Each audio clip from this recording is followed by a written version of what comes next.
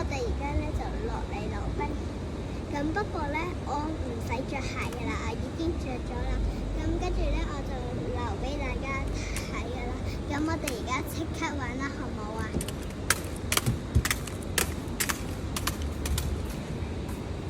我可以同你講係嘅，我可以教你哋。咁你哋一開始咧就會咧摸呢支樓梯棍，咩棍都可以。不過咧就要咁樣練鴨仔腳。不過咧，如果第二個部分咧就係要企直，唔好扶後邊。然後咧轉，我哋教你轉咗彎先，係咪？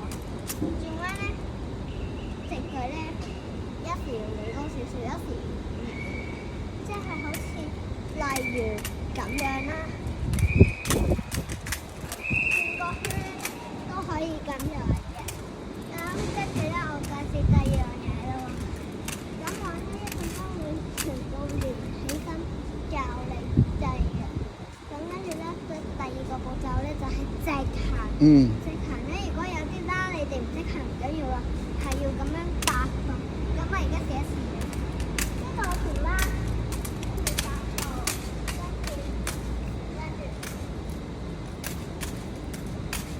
跟住咧，第三個步驟咧，我就會教你點樣用隻腳嚟行。咁首先咧，你隻腳要平嘅，唔好歪嚟歪斜。然後咧，打翻開兩隻腳，再執翻埋，跟住再打翻開，執翻埋。如果咧扁咗嘅話咧，你就要執翻埋。有條啦就要咁樣踏步。我而家去嗰度踏步俾你哋睇。你望喺呢度有個步喎，係咪？咁就要咁樣。如果咧你想一次過連住嘅咧，踏步咧都好快嘅話，我就會教你一個方法。其實你哋呢度有個步㗎，我試過喺度做。不過咧，呢個步咧係有啲奇怪，見唔到㗎你哋。所以咧，我有時咧呢啲啦咧，我會咁樣。不過咧，如果咧太入嘅話咧，我就唔會咁樣行㗎啦。